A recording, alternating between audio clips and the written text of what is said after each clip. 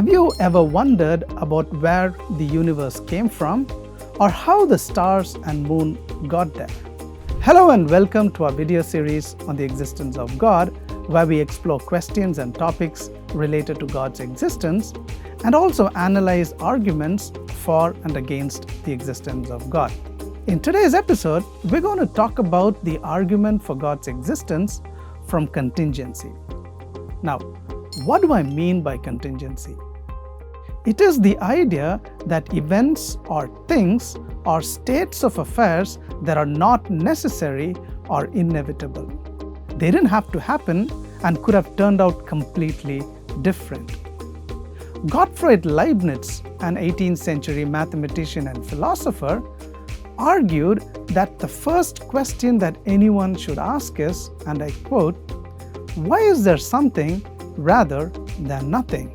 End quote. Leibniz reasoned that the answer lies not within the created universe itself, but in a cause beyond it, that is, in God. According to Leibniz, God's existence is necessary and serves as the explanation for the existence of everything else. Now, Leibniz's contingency argument for God's existence can be summarized in the following 3 steps. First, everything that exists has an explanation of its existence either in the necessity of its own nature or in an external cause. Second, if the universe has an explanation of its existence, that explanation is found in a transcendent cause, namely God.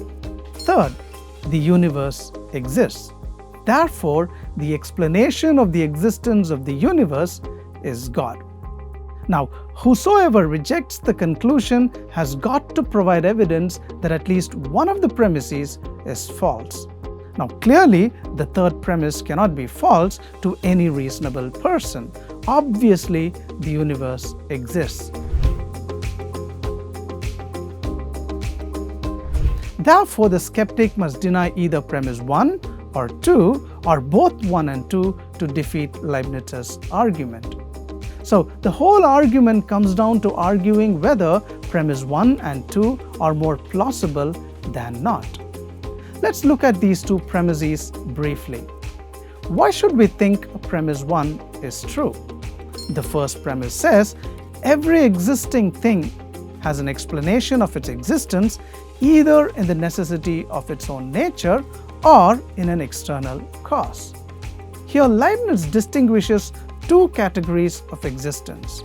The first he called necessary beings. These are things that fundamentally cannot not exist. They contain the reason for their existence within themselves and are not brought into being by anything external.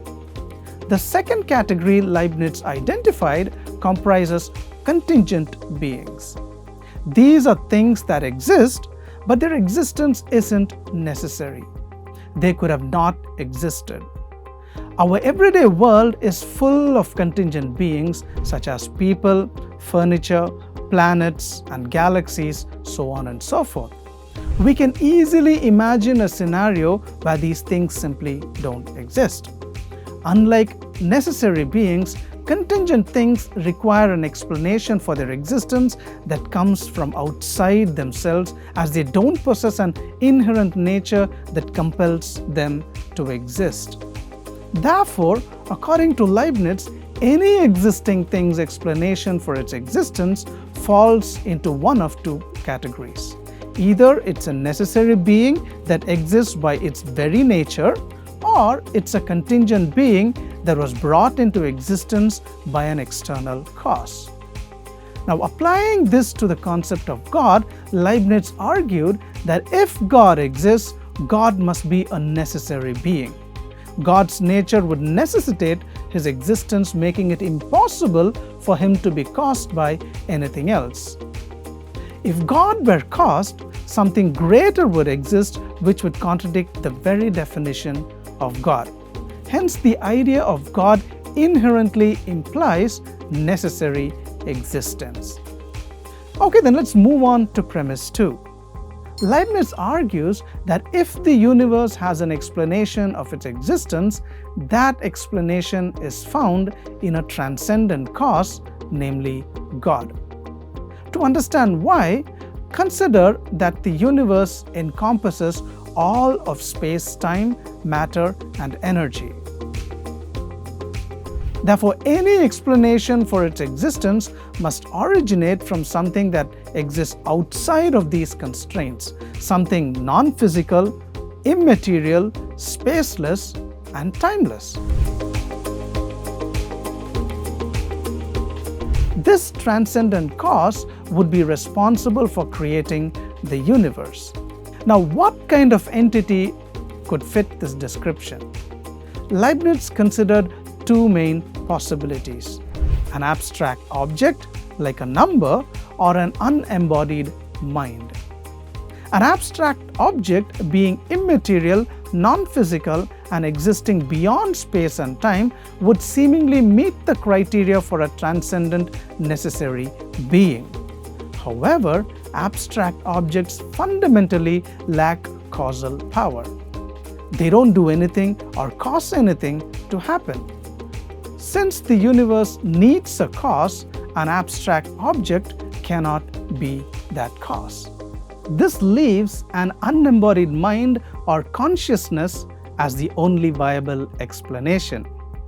Such a mind would be a transcendent, immaterial, non-physical, spaceless, timeless, and personal being who freely choose to create the universe, which is a contingent entity.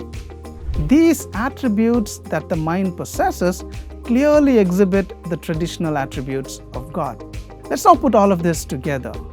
Given the truth of the three premises, the conclusion logically follows. God is the best explanation for why the universe exists. Thank you so much for watching. If you like this video and enjoy content such as this, don't forget to subscribe to this channel and share it around.